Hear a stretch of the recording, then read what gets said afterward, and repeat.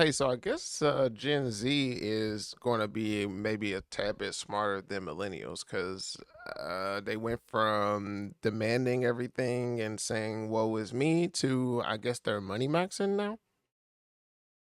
Money maxing. Americans are still pinching pennies, even as inflation went slightly down from 3.5% in June and now easing to 3.4% in July. Joining us now is personal finance expert and co host of The Ramsey Show, Rachel Cruze. I love it, Rachel, that the youngsters are money maxing when it's kind of a pretty old concept. So, walk us through how the younger generation and really all Americans can.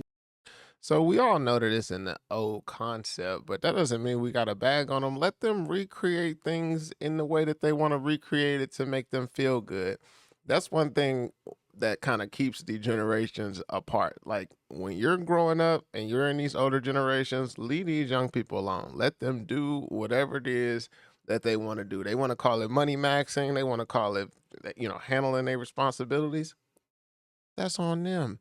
Just don't bag on them because whatever they're doing, hopefully it's a good thing. Can start money maxing today. Yes, I love that about Gen Z. I feel like they always take an old school principle and put a new term and rebrand it, and it's great. But it's what we've been talking about here at Ramsey Solutions for over 20 years. So money maxing really is getting the most out of your dollar, meaning getting out of debt, budgeting, investing. All of that is so key because Also, it's key because if you don't think that we're in a bubble and this thing is coming to crash down eventually, you're crazy. And so, one thing that's recommended is get your house in order. Don't be caught blindsided. Get you a savings.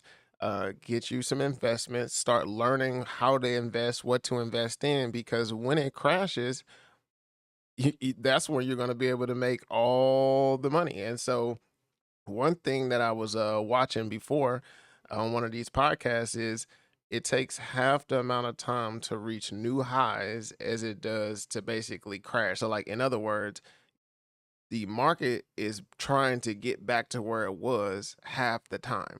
So when it's a crash, that's the best time to go out and buy. It's the perfect time, not when it's at all-time highs like it is now. So money maxing to start, go ahead and get your savings, go ahead and get your investment knowledge, go ahead and get you some extra capital. And then from there, wait on the crash and you'll be good to go. people are sick and tired of working hard and not having nothing to show for it. And so taking control of your money is so important. Yeah, so your advice is so solid and so time tested, Rachel, because when you talk about budgeting, saving, building wealth, but also staying out of debt. That last one seems to be such a problem. The latest numbers that we have, $1.14 trillion. Wow, that is a large number. So I know most Americans do have some credit card debt. It's normal, but at the same time, we should not strive for that. That should not be the standard. The standard should be no credit card debt because I believe the average credit card rate is like either 18 or 21% or something like that. And some people have much higher. So please get out of debt, especially out of credit card debt. And imagine if you were making 21% in the stock market every year. You'd be wealthy before you know it, instead of having to pay those credit cards. Dollars of U.S. credit card balances, 4.5% almost up from a year ago. Talk to me about that. Yes, the credit card problem. I mean, the consumer debt problem has always been there, but credit cards specifically. And I think families are feeling a real pinch. I mean, we see energy is up 15% from last year. Food is up 3%. So they are feeling this in their budgets. But the problem is when you depend on credit cards as your emergency fund, when something goes wrong, you go deeper into the problem. And so our goal is for you to be completely debt free, something extreme. Cut up the credit cards. Don't even depend on it. And actually save some money, save $1,000 emergency fund, and start working your way out. Wow, the average credit card debt climbs to $6,600. That's a lot, especially now that prices are still going up.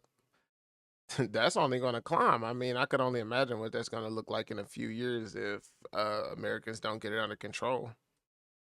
out of debt, because your income is your most powerful wealth building tool. And when it's not going out to 3 different credit cards, a student loan payment, and 2 car payments, you actually have margin back in your life. But that's going to require sacrifice by cutting cutting your lifestyle, getting an extra job, possibly, working more. But it is worth it. And we're seeing so much freedom with people when they do this plan. Well, I raise it because the thing that I think is so important with your specific advice that you've been giving for years is that people understand that personal finance, as you say, is 80% behavioral and only 20% math. So when you stop and think about that, it's really important and pretty easy to. Well, yeah, and then it's these businesses like Amazon, Apple Music, all these different businesses. If you look up, they're raising the prices every year. It seems like there's not no company has pushed the brakes on raising prices. They've all taken advantage of this moment, and it's killing us. to apply. You're exactly right, because everyone knows what to do, right? We understand live on less than you make. If you don't have the money, you probably shouldn't buy it, but that's not how we live. And so your behavior has to change. And that's one reason I even love when you're getting out of debt, you pay off the smallest one first, because that is proof that it's working and that you have hope, because when you actually believe you can do this, then you stick with the process. But so much of our money problems are us, right? I mean, yes, the big banks are there and they're taking advantage of us, but we're the ones actually doing the behavior. And so when that starts to change and you go back to common sense principles, we always say God's and grandma's ways of handling money, it works. It sure does. And great. Yes, it does work. So I guess money maxing is just, I guess, getting your responsibilities and getting your house in order. That's something that we all can do better at. And so at the end of the day, you guys keep saving that money, keep on investing, keep on doing what you got to do, because being in debt is not fun. Anybody who has been in debt knows that. And shout out to the people who are working themselves out of debt.